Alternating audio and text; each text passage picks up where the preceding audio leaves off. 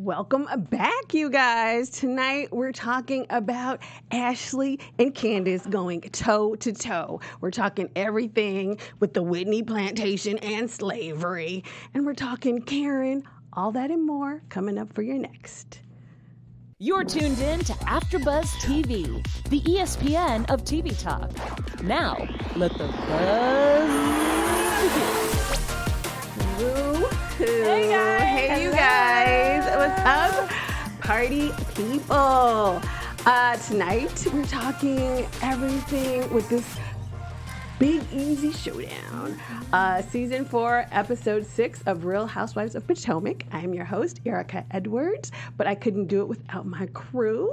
So give it up, you guys, Hello. for the amazing Alexis. Hi, everybody. And the also amazing Lauren. Hi, guys. It's Lauren. How you doing? Hey. All right, you guys. So what do you guys think overall? Like, to me, honestly, like, if I seem sleepy, it's because I just got through watching this episode. Because, I don't know. I mean, I really appreciated the history behind the plantation, but as far as the interaction with the women, it was like a slow burn for me. Like, eventually it started getting kind of engaging, but for a minute I was like, wait, I got to go back because I'm nodding off. What did you all think? I enjoyed it. I mean, there was no crazy fight or anything. Nobody was pulling hair or throwing drinks. But, you know, I enjoyed seeing them go to the plantation and seeing them turn up in New Orleans. I thought it was entertaining to watch. Okay, well, good. Yay. I'm glad she liked it. How about you? I liked it too. I concur with both of you actually because it was kind of a bore, but it was also important to show what they showed, and like kudos to Bravo for doing that because that was very informative. So that piece absolutely. was nice. Yeah, but I could have threw a little mess in there too. Yeah, I really enjoyed it, and I don't want to be that person that's like, you know, addicted to the Real Housewives drama, but just a little bit more about the ladies. I don't know, something, but you know, it was decent. I will say that. Yeah. All right, so let's start it off because we started this episode where we ended the last episode with Karen and Gizelle, and pretty much in this episode, this is really the only, you know, they don't have too much more interaction or really beefs. And so Karen kind of comes back to respond to Gizelle and explain like where she's coming from. And how did you guys feel about her reply or like it seems like Gizelle's still not really getting it, but what do you guys think? You know, as president of Gizelle's fan club, I typically always take her side, but this was sort of a situation for me where I kind of was on Karen's side because at the end of the day, she's not entitled to tell you every single piece of her business. I mean, that was a contact that she introduced you to, but it's not like she was like, hook me up with your contact or set up something for me and your contact. So if she wanted to share that piece of information with that person and not you, I feel like she had every right to not have to tell her all of her business. And I also think I agree with Karen where it felt like she was kind of putting her on the spot by bringing it up in front of the whole group instead of pulling her to the side and talking to her about it, just them two. Yeah. And as the president of the Lauren Mayo fan club, I see both women's sides, but I guess I'd have to go with Karen just because Gizelle could have pulled her to the side. But I do get Gizelle's point of view. Like, she's valid in her feelings, but it's like, I'm sure you guys have talked several times leading up to this trip, and you kind of did wait for an audience. I just wish she would have pulled her to the side and told her how she felt. Exactly. And, you know, we discussed this, I think, a little bit last week as well, or actually a lot last week. And I agree. And I think my thing, too, is it is in all how you deliver something. So to me, like, at the end of the day, Gizelle really felt hurt because you share this with other people, but you didn't feel comfortable enough to share it with her, whatever your reasoning is. And I think had she just come to her like, wow, that really hurt my feelings, instead of like, are we really friends and all this other extra, then Karen wouldn't have felt, you know, wouldn't have been so defensive. And it probably, the whole thing could have gone differently, I think, if she had approached her in a way that was a little bit more, you know, less rah-rah. Yeah. All right, so let's move on to, and we mentioned it a little bit earlier, the plantation trip, because I think that was really nice to see Bravo really giving, you know, that museum, because I've been in New Orleans and plan to go back. I didn't know about this. You know, there's so many things to see in New Orleans. It's hard to see everything, but didn't know about this museum, and it was just really interesting to see. And that part I really did enjoy, and kind of the thoroughness of the history behind it. Yeah. I agree. I think it was really cool that, you know, she's able to trace her roots back that far, and that she is able to go to a place like that to learn more about, you know, not just our ancestors as a whole, but her direct family, and her family was there and were slaves there. So I think it was really cool that we got to see such a personal side of it, because, you know, we talk about slavery, we hear about slavery, but to really see it from the viewpoint of that family, I thought was really interesting. And it also kind of made me sad too, hearing about, you know, they have the statue of the angel, and it was them giving the baby to heaven after the children died, and it's just a reminder of, you know, what slavery as kids went through. You know, I just finished watching When They See Us on Netflix about the Central Park Five, so, you know, I'm just seeing a lot about how our black children have dealt with slavery and racism and things. So seeing that after also watching When They See Us, it's like, wow, how much longer are, you know, our kids going to be going through something like that? So for that reason, it made it personal to me, not to ramble, but, you know. No worries. It's not rambling. That's why we're here to talk, girl. Speak your truth.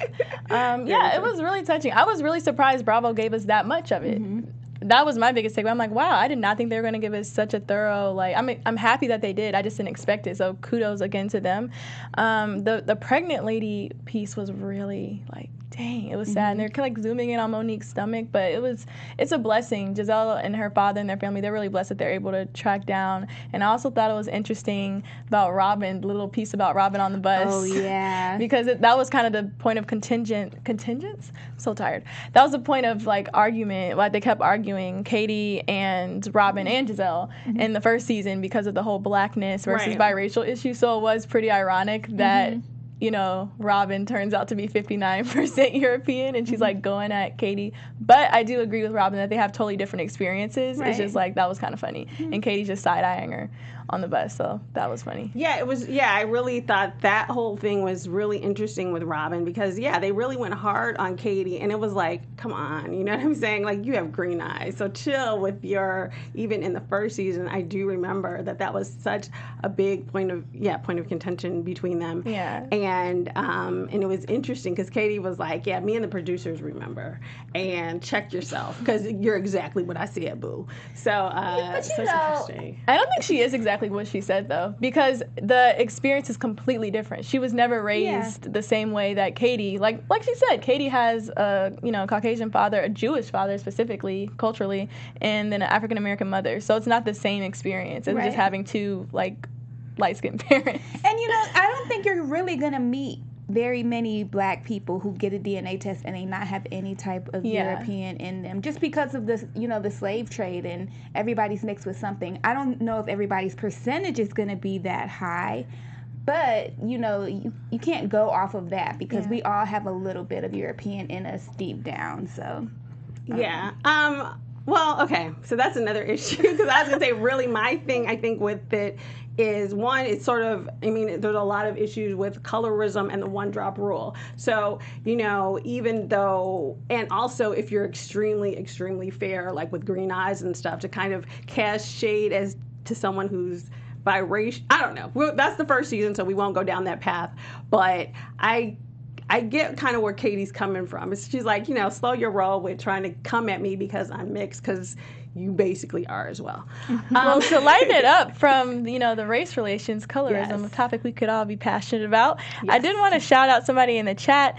Film Raider said Gizelle was reaching, and Spencer Whitlow says that Team Karen, and Karen is always right except for her braids. Oh my gosh. So the braids were so wrong. Okay. Yeah. Yeah, people were still tweeting about those braids this week as well, because they still look cray-cray. And the girls are just as wrong, because no one pulled her to the side. Well, I mean, no one brought that up. But just let's keep it 100. Once you get on the trip, what's she gonna do? Take the braids down, find somebody in New Orleans, do her hair? I mean, it was a wig. She could have taken the wig off. Yeah, she could have worn that wig. Do what? If she didn't bring another wig, we gonna see. Well, I'm not gonna say she bald headed. Yeah, but we gonna see Karen. Some other braids underneath those braids. Thank you. I mean, let's.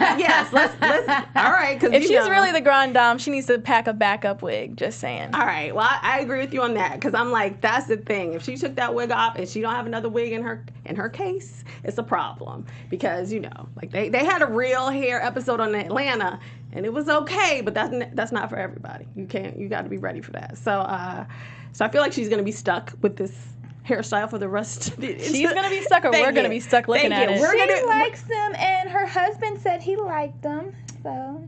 Ray says anything, but we love you, Ray. So I do think that, she stuck with it till she heads back, till we get back. So we're kind of stuck with that. Now, what was interesting was, so after the blowout, or not really a blowout, but what did you guys think about, because I think I found a tweet about this as well. What did you guys think about Gizelle's father taking that dig at Karen during the plantation? It's like, wow, being petty is like an inherited trait or something. Obviously that's where Gizelle gets it from. But maybe he didn't mean it. No, he meant it. He's shady just like Gizelle, and it was funny. I think he was trying to be funny or be relatable. Y'all, it was shade. It's okay. Daddies can be, men are shadier and more petty than women a lot of times. Mm-hmm. Yeah. And it was definitely shade. We still love him. He's still an activist. We still respect him, but that was definitely shade. Yeah, definitely shade. And he's still on top of his game. That's what I'm saying. He's not like some spacey old man that don't know what's going on. So he knew what he said and he meant what he said. Yeah. So he's doing the research on the girls that got beef with his child, as he should. Yeah, but also too, it was kind of in the news or whatever. So maybe he, I'm not gonna say that Gizelle was talking about Karen to him like a dog. No, I would never say that. But she probably was. Yeah. And it is on TV. I'm sure they support Gizelle. Watch the show and the family talks about it. Yeah. So. Yeah. So I was like, oh. Dang, Gizelle dad. Exactly. Gizelle gave her dad the 411 to take some digs on Karen. Let's move on to, it's so funny because I'm like, everything, we're breezing through. All right. Monique and Karen had a kind of a sit down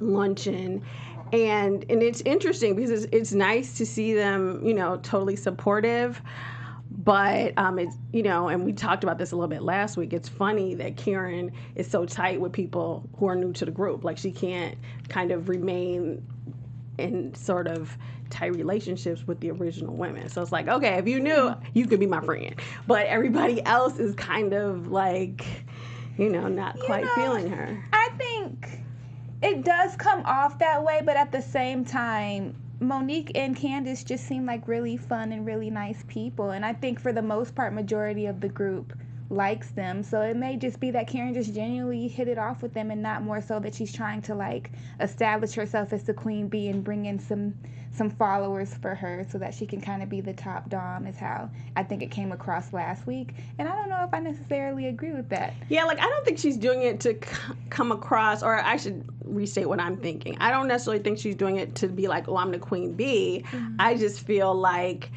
she's rubbing, the other cast members are like, you ain't seen the real Karen yet. You know what I'm saying? Like, I think she's just kind of rubbing them the wrong way, so they're not as bright-eyed and wild. Because I remember at first she kind of saw something in Ashley, took Ashley the very first season, in the very beginning. She's like, oh yeah, I kind of see something in Ashley, so I kind of get that. But now it kind of seems like, okay, Gizelle's giving me a hard time, and Robin is like Gizelle's sidekick or whatever. Mm-hmm. So it just seems like she's not, and then she just seems like she's not they're not grooving with her. What do you think? I think it's too much history there. It's easier to, instead of dealing with your problems with your friends or the people that you've had issues with, like Gizelle, the Robins of the group, even the Ashleys, it's easier to be friends with the new girls, keep it light, keep it fun. And I do agree, she's definitely not making them their followers, because I don't think Monique or Candice are going to follow anybody. Like, Candice has a mouth. Mm-hmm. As well. Like, they're not going to be following her around. I think it's just working for now, and I think they've met each other at the right point in both of their lives, all of their lives. I think it's just meshing for that reason. Yeah, and they even said that with, Karen was saying that Monique was supportive to her when, she had the loss of her parents, just like Karen was supportive to Monique when she had her miscarriage, and now with everything going on with her being pregnant. So maybe they just have been a support system for each other. And Karen has mentioned that she didn't feel that way about Gizelle. So if Gizelle's not going to be a supportive friend, then I'm going to hang out with the people who are supportive. Yeah. Oh, okay. All right. Give it up to the new girls. What did you guys think about? Are you all familiar with this term rainbow baby? Because she's like, what are you having a rainbow party? And I have never heard of that. I haven't either. I've never heard that terminology, but I think it's beautiful. Yeah. Yeah. And now Ashley's about to have her rainbow baby. So yeah, and it's interesting. I thought they would mention that, but it kind of like in the fallout never kind of came across. But I was like, oh, so I guess she and Ashley are both having rainbow babies. I think that's a beautiful term. Yeah. Exactly. So it is a very lovely term. Maybe they can both have rainbow baby parties. Yeah. Okay. Well, before we move on to the next topic, Alexis has something great to tell you guys. So hey guys, we just wanted to give a huge thank you for watching us and making us the ESPN of TV talk. We love what we do. We love watching our crazy shows and talking about them with you, but we can't continue to do so without your help. So if you're watching on YouTube, make sure you like, comment, and subscribe. If you're watching live with us, make sure to keep IMing us because we do see them and we love reading them. If you're listening on iTunes, please make sure to give us a 5-star rating. And no matter what, please continue to watch our shows and all our other AfterBuzz shows every week because we love doing them for you. Please do. And give us a thumbs up because you're here watching anyway. Yeah. So just do it. Yes. And leave some comments. And like be nice people. Okay. Yes, please, Lord. Oh, some of y'all mean. I know, girl. I'm about to say, don't even get me started. Because I feel like our audience reads better than the ladies do. Yeah, okay. True. Let's talk a little bit about Candice. So in this episode, Candice she runs after Karen in the beginning, and so she's kind of sort of like the mediator or the between or kind of like the translator or something for Gizelle. Yeah, for Gizelle. And then she really kind of shows a little bit of support for Karen when Karen runs out. Because it was interesting that I guess like nobody got up. They're like, all right, don't go. But didn't nobody move when Karen walked up but Candice. So it's kind of interesting to see her kind of play that therapeutic role. Mm-hmm. How did you guys feel about the advice that she gave to Gizelle about kind of explaining to her what Karen said, which seems like obvious, but what are your thoughts? I actually agreed with her. Her dad just died 2 months ago. And sometimes we project the pain that we feel on our friends and on other people, and the people on the outside looking in can't understand it, but you're not dealing with what she's dealing with. And I think going back again in that case about, her not sharing her business about her, fragrance line, she's not obligated to share everything with you. You can be somebody's friend without them knowing all of your business and everything that they have going on. So I think it was good to have somebody else other than Karen kind of share what she could be feeling. And I think Gizelle, hearing it from her, probably understood it a little bit more. Yeah, what were your thoughts, Lauren? I think she definitely understood. I don't know if she's going to take it to action. But I don't know. I appreciate Candice making that effort. I like to see Candice. I know we know now, if you're in the blogs, that Candice and Gizelle are like, they're shipped. They're friends now. Like they've gotten closer, and I like them together. I feel like they balance each other out. Like Candice isn't gonna take her stuff, and Gizelle's not gonna let Candice get away with stuff.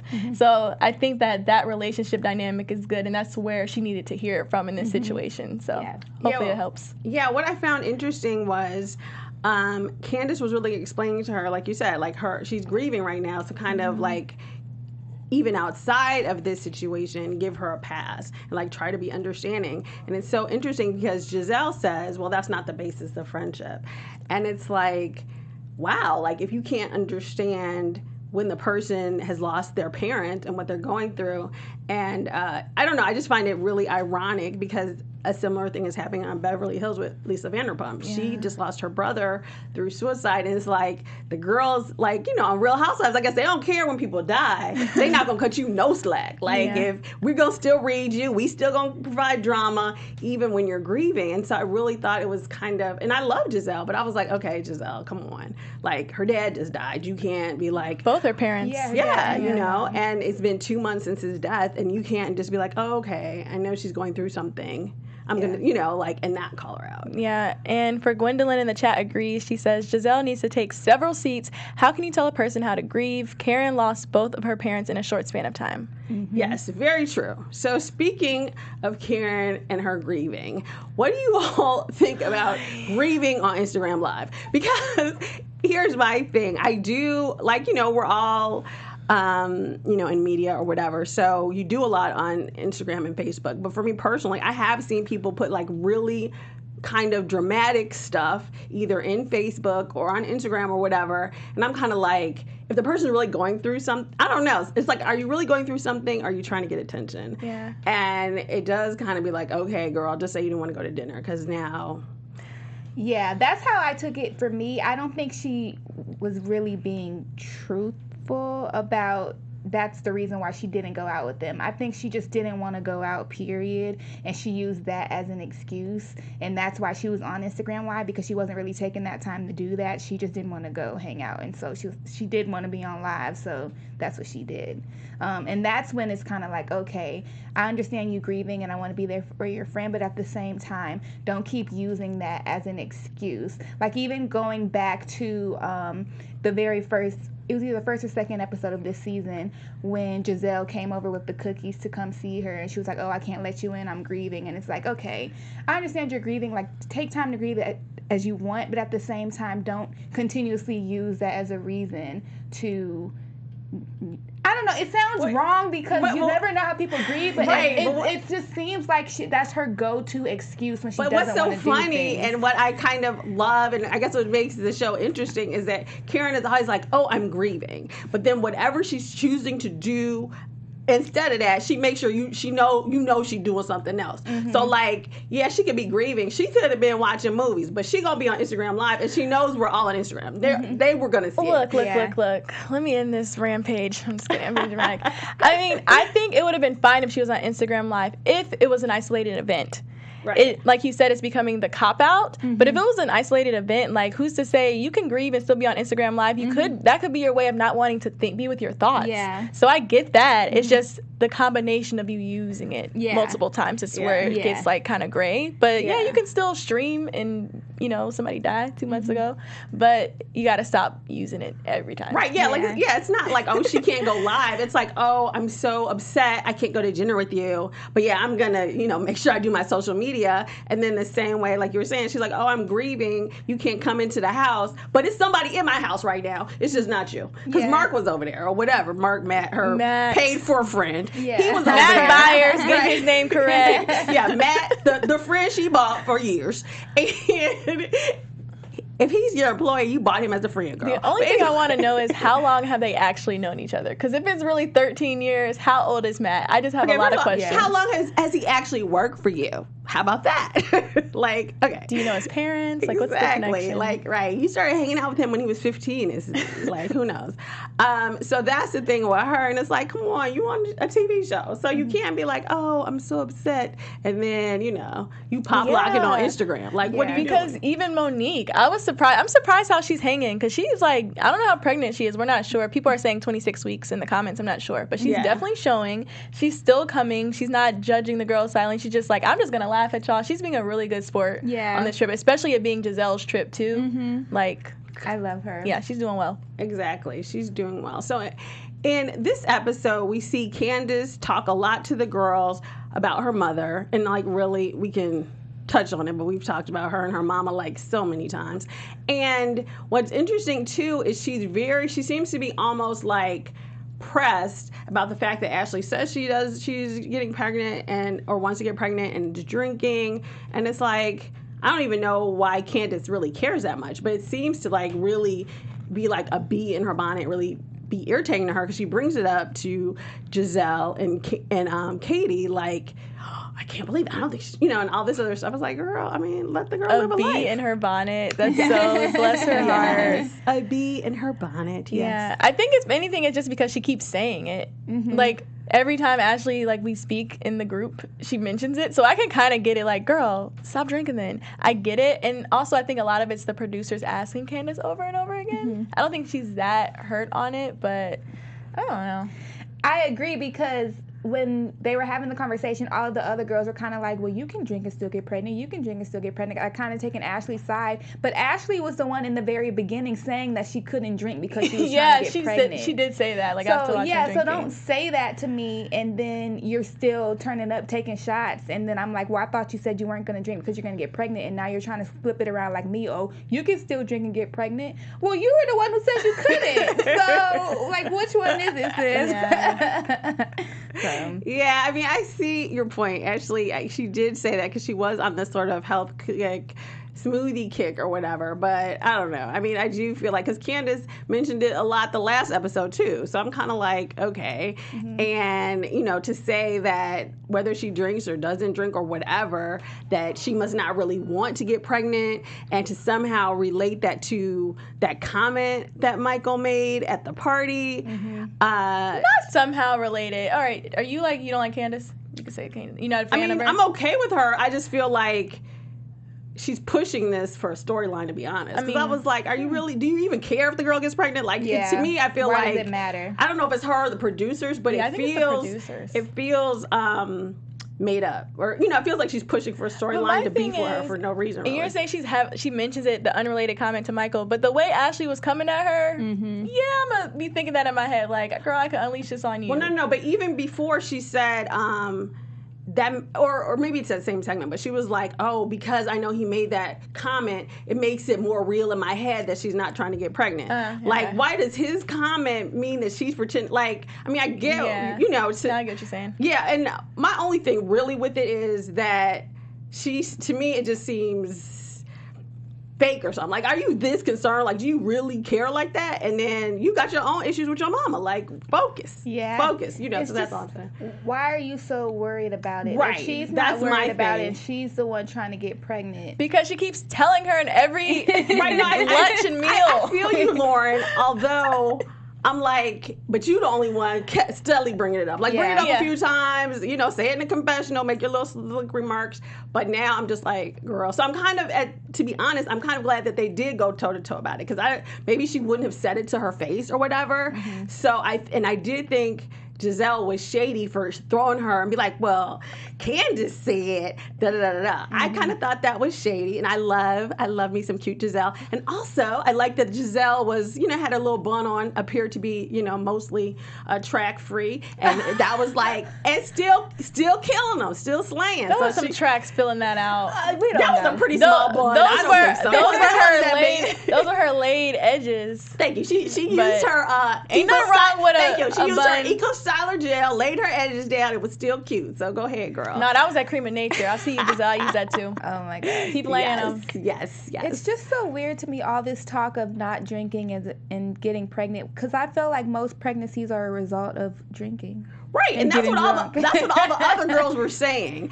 And it was funny, because that's what Robin, everybody else was saying. And that, and it could go either way. And I get where Candice was coming from, in that if you're trying to get pregnant and you're on some sort of holistic thing, then, stop drinking, or, as you mentioned, Lauren, stop talking about it. Yeah. So I do feel it on both sides. They both could honestly stop talking about it. Tabitha Roadhouse in the chat, she brought up a good point. If Ashley was serious, wouldn't her and Michael both have gotten tested as far as, like, their fertility? Because they asked her about that, and I think that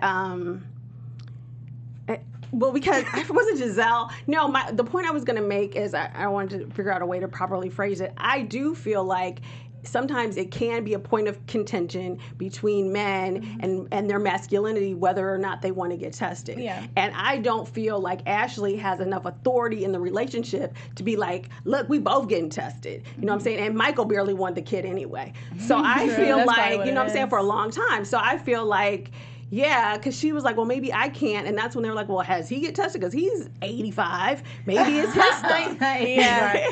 And that's a theoretical 85. Maybe for they the record. feel like because he already has kids that they don't need to test it. His because kids are like growing so much older. And, obviously not to the point that women do, but men do experience issues with fertility over time. So it would make sense for them both to get tested anyway. Yeah. But, it's interesting that he hasn't, but I feel like it probably has more to just do with like you said, if your wife is at a point now where she's starting to question herself because it's not happening, to where she's making the comments like she made, I would, as a husband, be like, well, let me go get tested too, so you don't feel like it's just all on you. Yeah. Right. I agree with you, and I think that, you know, there probably is some issue there with why he hasn't, because he just kind of got on board later. So I think that's more of what it is. Yeah. She probably doesn't want to push it. Like, she's like, I'm just gonna get this baby how I can. I'm not gonna like make him feel like he has to go to the doctor and him second think it or give it a second thought. Like, I just wanna lock this baby down. And Miss Brown Sugar wanted me to say that his sperm is geriatric. Exactly, Miss Brown. That's what I'm saying. Get that old on crutches sperm tested. Yeah. Get that old sperm a test. So that is the thing too. Now, one thing that was interesting also about Candice was she made sure she told the girls that crazy comment that her mom called her and said to her, I guess via Skype or whatever. Yeah. And it was interesting because Katie was like, well, tell her to her back. Yeah. What did you guys think about Katie's advice to her? Not to sound racist. Right, I was about to say, I knew you were going to say that. The same thing, because I was like, this all goes back to our earlier one-drop rule, because when you have a white daddy and a black mama, maybe you talk to your parents crazy. When you don't, I'm not saying this is the case in all households, but from what I've seen, usually people with Caucasian parents talk a little bit more freely and not crazy to their parents than Black children do to their parents. And what I would say to that too, though, is, or to kind of, because that did cross my mind as well. But one thing I would say as a step back from that, to just be more inclusive of everyone, is that a lot of it has to do also with what kind of parents you have. Yeah, you know what I'm saying? Because it's some Caucasian parents that will beat you in the stove too. And even sometimes the way Candice talks to her mom, I'm like, whoa. Right, she's kind of crazy. And then also part of it is Katie sort of like, and because it's certain Black families too, who like, I never beat my kids. He's a free spirit. Let him do, so it's, I think part of it is that, oh, I'm such a free spirit. Let your child do what they want, blah, blah, blah. And if her parents raised her that way, which it seems like they did based on how she's acting, then that's kind of more of, okay, well, I could tell you anything, Mom, because, oh, yeah, now I'm going to have to go do time out or something. So, I think part of it is that as well, as opposed to necessarily about race. Like, I think that's how you think of it, but honestly, it's people on both sides, and if you raise your child to be wild, he's gonna be wild with you. Yeah. Monique brought up a good point too about the Southern mothers comment. She's like, if that's a mother in the South, she thinks you speaking your mind is you talking back or you being disrespectful. That's very true. Yeah. Right, and that kind of goes into what I was saying as well, because like my parents are, like I'm from Chicago, so I'm from the Midwest, but there are certain parents of a certain age, of a certain time, who are like, nah, you don't talk back to me. You say,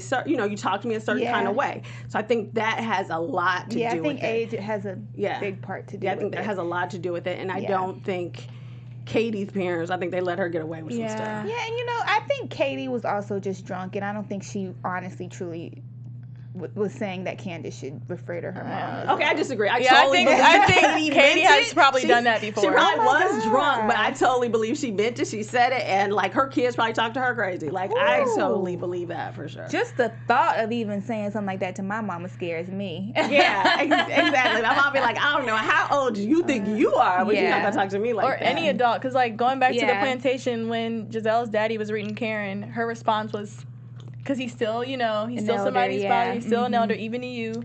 Right. So, yeah. Right. Definitely how you're raised is the biggest piece. Big thing. Right.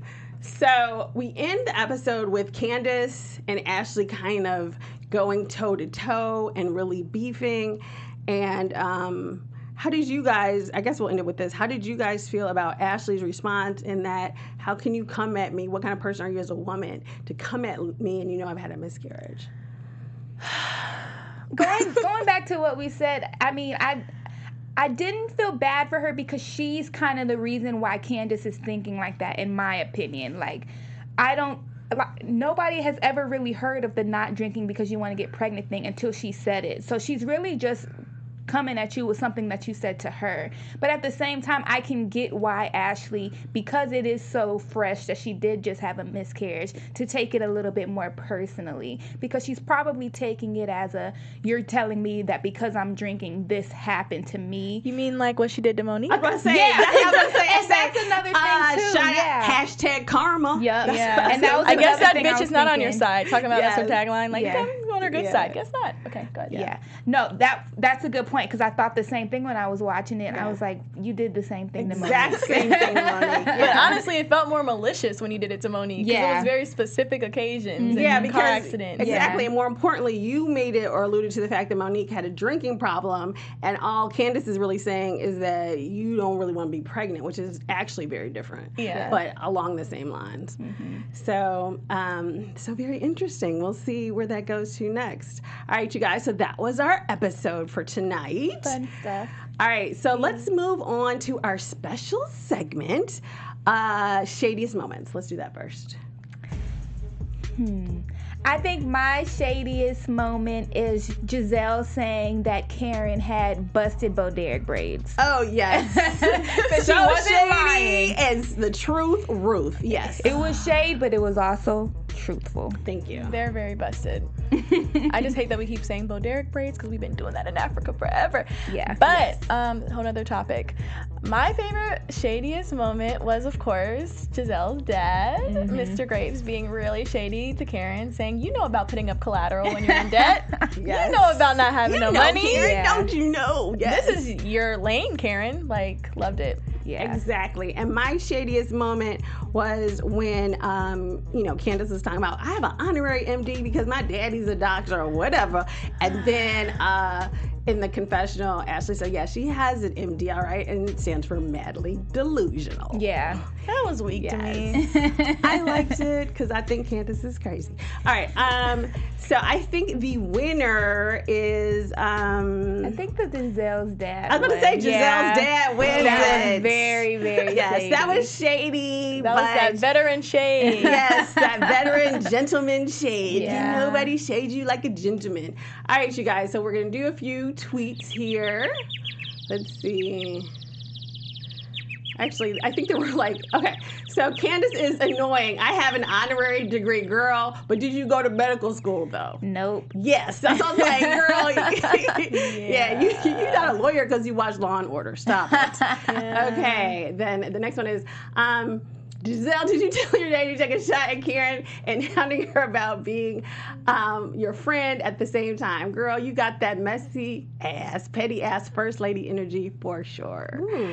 Ooh, yes, they went in hard. Okay, so Ashley, while we were watching the episode, so this is basically, they beat more on tonight than they did during the episode. Okay, so Ashley sends out to Chris, Candice's Chris, you have a lot to say tonight. This is the same energy you and your wife need to have when you cut the umbilical cord for Miss Dorothy. Ooh. Hashtag Real Housewives of Potomac. Okay, mother enabler. Yes. Ashley. Okay, so then Candice responds, let me tell you something. I'm trying to spare your weak ass tonight.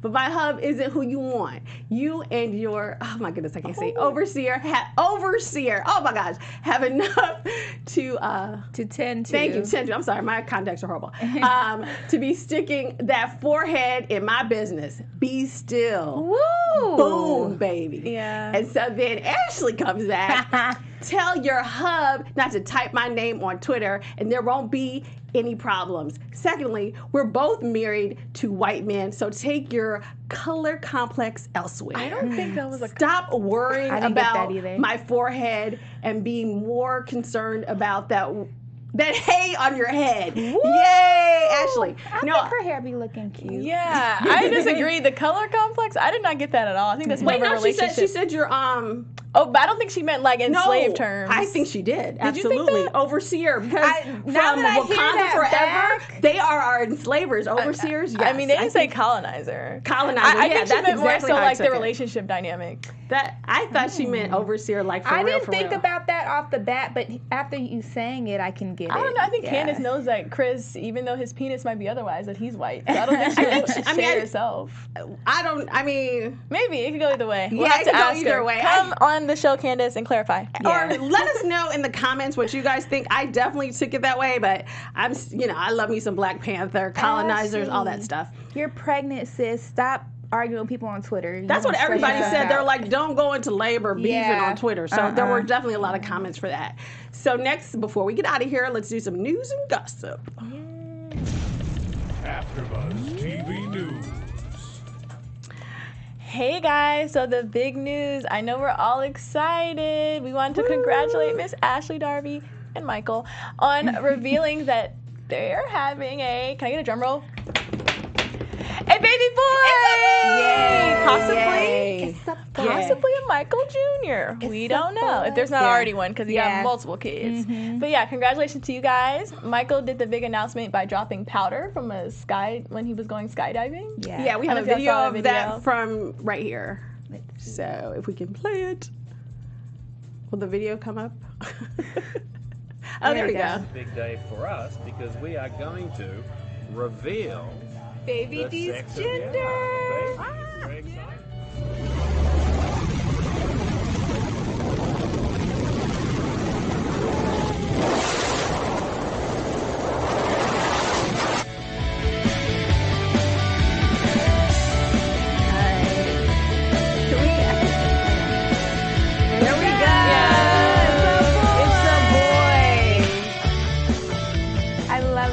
That's so cute. That's very cute. Very cute. That's very cute. So congratulations to the Darbys. A couple weeks ago, she posted and she asked for us to put in the comments what they thought she was having, and I said a boy. Yeah, so. I thought a boy as well. I was going to ask, did you think it was going to be a boy or a girl? I actually did not think about it, but I would say I probably would have thought a girl though. I'm kind of so partial high. to pink. Her baby voice so high, like she's carrying so high. So I was like, yeah, it's a boy. Ah, and I think that'll mellow her out a little bit. Mm-hmm. Yeah, I mean, I think either way, just having a kid, I think will calm her down a lot. Yeah. It'll be interesting to see how Michael gets into the groove of taking care of a baby. That'll be hilarious. Yeah. Oof. Yeah. All right, you guys. So before we get out of here, let's do some predictions. Your AfterBuzz TV predictions. I predict that New Orleans is going to get crazy and wild. Finally, it's really going to be a big, easy showdown, most likely between Candice and Ashley. Okay. I think I agree with that prediction. And they're just going to continue to throw them shots back and go crazy in New Orleans. Yeah, I pretty much agree with that as well. I do feel like Gizelle and Karen aren't going to come. I think they're going to have a big blowout next week as well. It kind of looked like it from the previews a little bit to me. But we didn't see that much of them. But I do think that Karen and Gizelle aren't going to, at least not next week, they're not going to make it back together. Yeah. So. And a hopeful prediction that Katie's actually going to pop this time. Because I feel like forgot she was there this episode. Yeah, I've been feeling like that since she's been back. We haven't really gotten much from her. I feel like this episode was actually the first episode where we got more than a sentence from her, and it still really wasn't much. So hopefully we'll get some more from her in the future. I agree with you guys, although I feel like as a friend of the show, I don't know how much she's making, but they're not giving her enough to make really cute hair or makeup. So I feel like whatever they're paying her, she's working for it because they might not be giving her that much. And as a friend of the show, she's contributing, here and there. But yeah, I do want to know more about her kids. I want to see this 27-year-old. I have so many questions, Katie. So please bring it next time.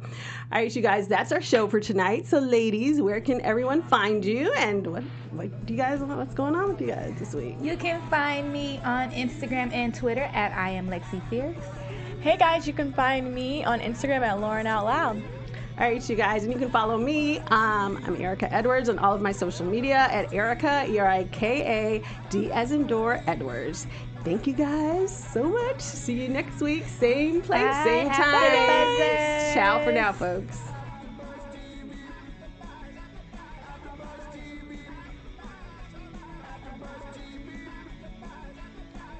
And we're the only destination for all your favorite TV shows. Whatever you crave, we've got it. So go to AfterBuzzTV.com and check out our lineup.